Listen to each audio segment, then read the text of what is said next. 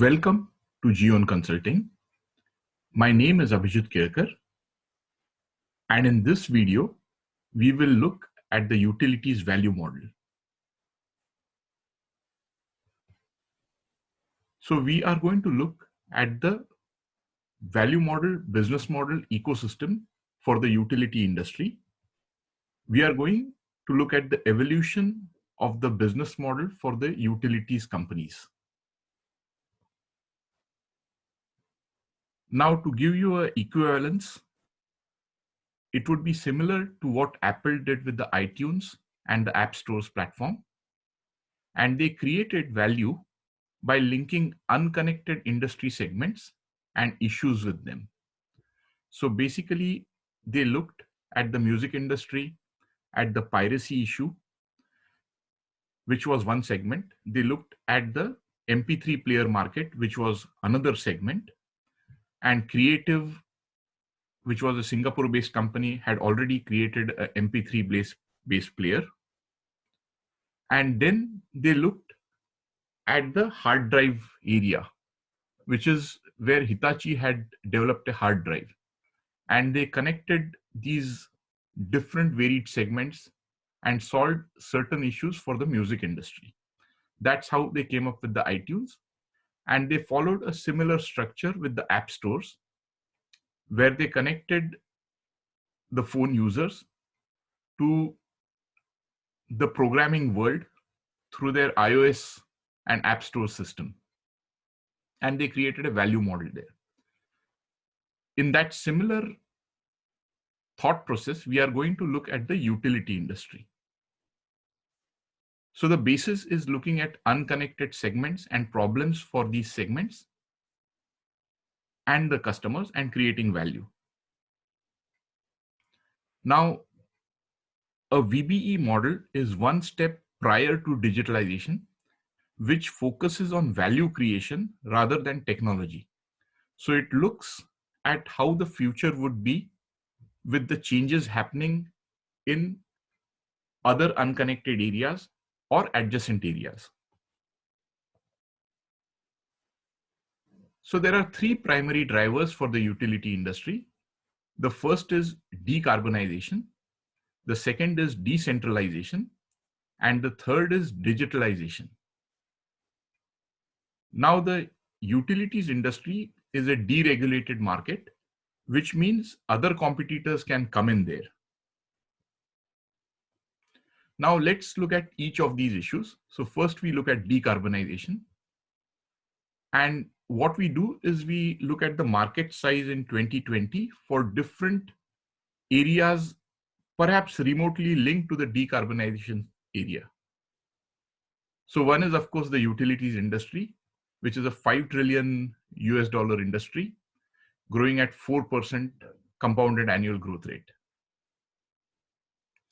Then you have the transportation industry, which is not directly connected to the decarbonization, but has interest in decarbonization because of the demand from the market.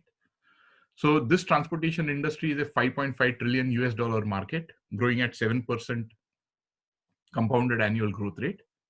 And it includes all modes of transportation: land, air, water, all these modes of transportation. Then you have the oil and gas industry, which is a 1.6 trillion industry. And because of the recent COVID and other issues with the political issues with the oil and gas industry, it is supposed to grow at 1% annual growth rate. Then you have the renewable energy, which is today a $1 trillion industry, growing at 7% compounded annual growth rate.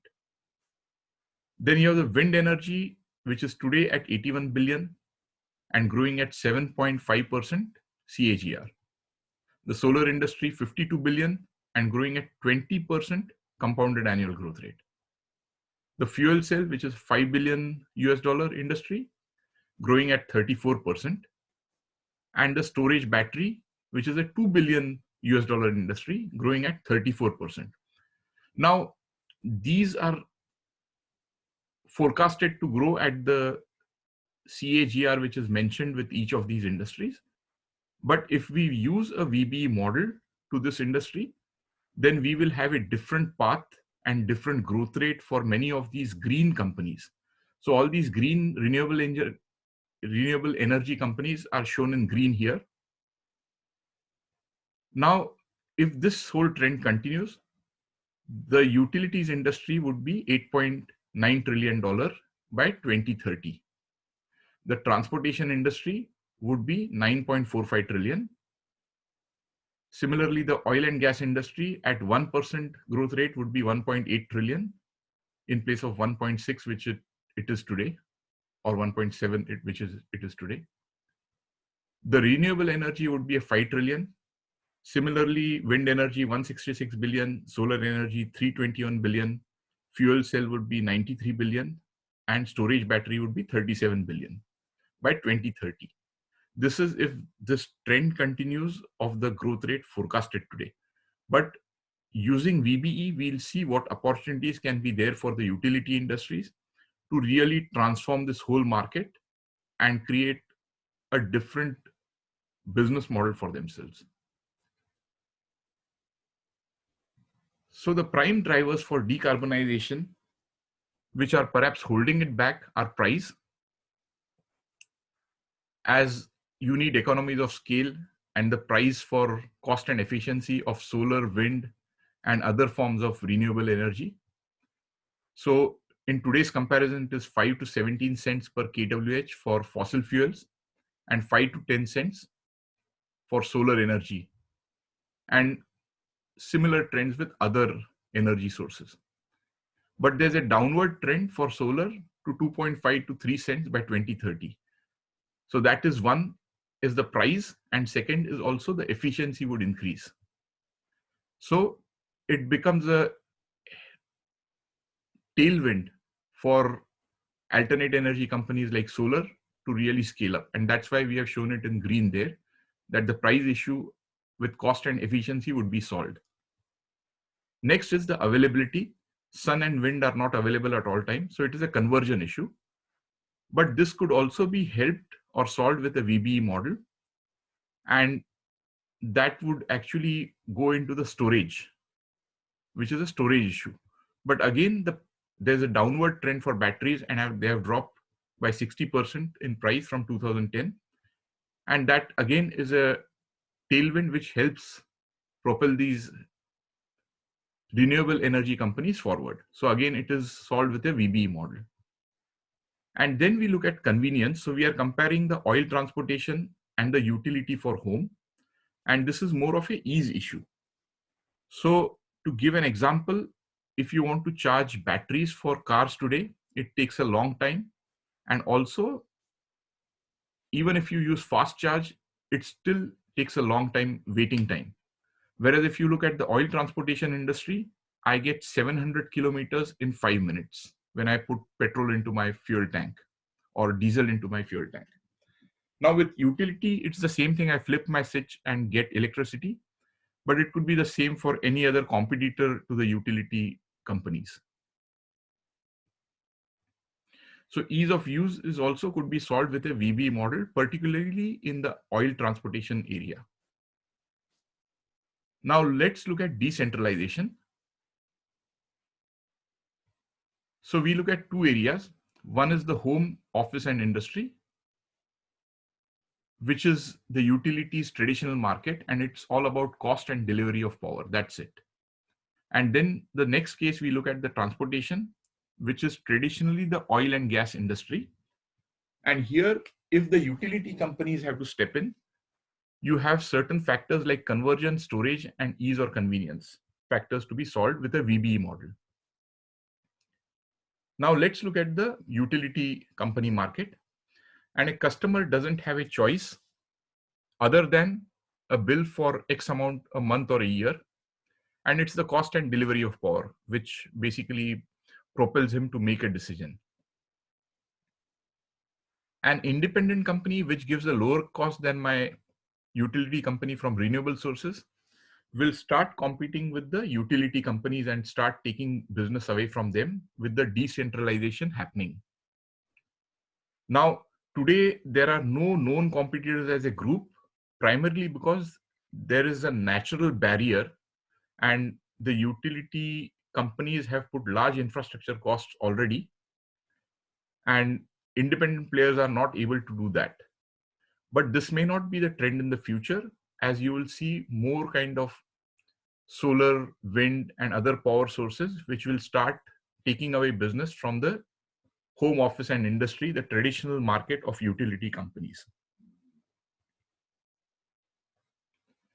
Now let's look at the second area, which is the white space for utility companies to step in. And this is the traditional domain of the oil industry. So if you look at all these modes of transportation, it is basically catered to by the oil industry, which is a 1.6 trillion industry.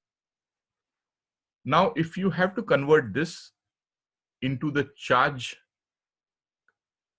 charging area where the utility companies could play a role and create something called a transport energy market, which would start diverting business from the oil and gas industry into the transport energy market.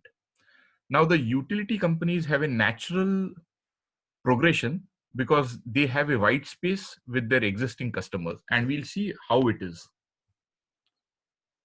The other players who would be supportive for this transport energy market are the automotive players. Then you have the conversion companies, which is solar equipment companies, power equipment, who want to convert renewable sources into electricity, and the wind power equipment companies. Then you have the storage companies, because you need to store all this conversion into some energy form. And you have the fuel cell companies, which again are a combination of conversion and storage, because they convert the fuel cell, convert it into hydrogen, and you can store it there, or you can have battery companies which store power. And their prices are dropping. Then you have the ease of use and green energy, which is demanded by certain players like the residential apartment houses and shopping malls and retail chains. And these are already customers of the utility market or utility companies. Now there's a big parking lot white space here, and I'll come to both of them. First, in the residential apartment houses, if you look at residential apartment across the world, there is no mechanism for a charging point where you can plug in a car, have access to that charging point with the identity mapping, and just click your identity, and only you can enable that charging mechanism there. If that is done, there'll be a lot of access or opening of this parking lot white space. One reason. The other reason is most of the transportation happens in cities between a limited number of kilometers, which is at the max around 70 kilometers, which is already catered to by the energy charge. Number three is the idle time in the night when you have low load is when your cars could be charged in residential apartments.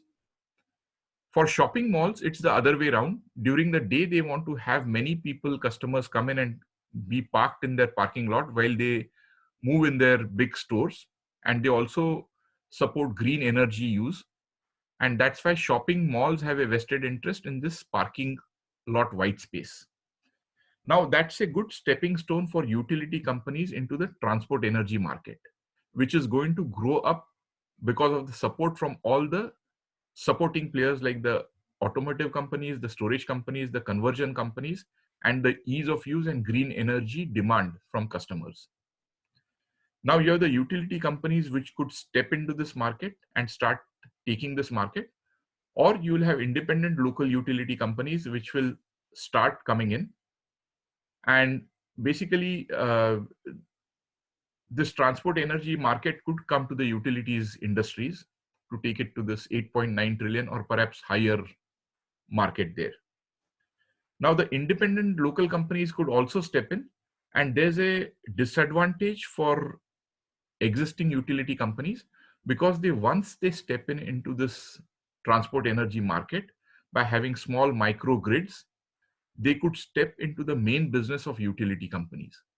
So for utility companies to secure their market, it makes sense to step into the transport energy market, which is the parking lot white space. Now let's look at the digitalization space, and it's the orchestration to transform to the decentralization and decarbonization of utility companies. And utility companies and independent local companies are looking at this transport energy market, again demanded by ease of use and green energy, and these are already customers to the utility companies. So utility companies have a shorter step to take than an independent utility company which comes in and has to prove a model and then get in their customers in the parking lot space. Now the advantage is the utility companies already have access to customers.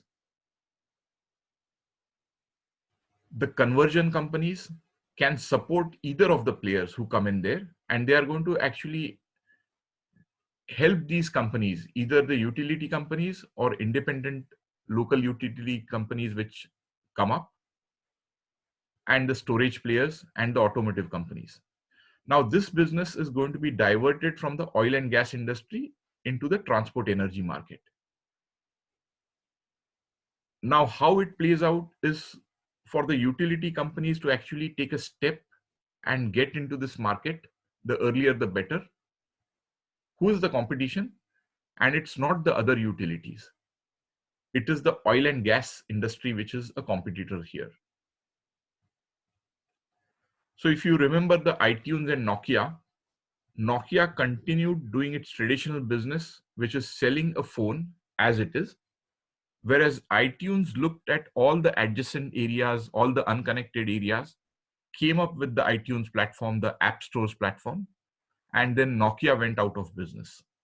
And the same thing could happen in the utility market, where if it was an independent utility company, they would start building an ecosystem with the conversion players, the storage players, the automotive companies, and take this white space, which is the transport energy market. Now, utility companies already have a foothold, which is the residential and shopping mall area. And it's a small step for these utility companies to step into these two markets. So write to us for any questions, and we'll be willing to help you on guiding you through the VB model for utility companies. Thank you.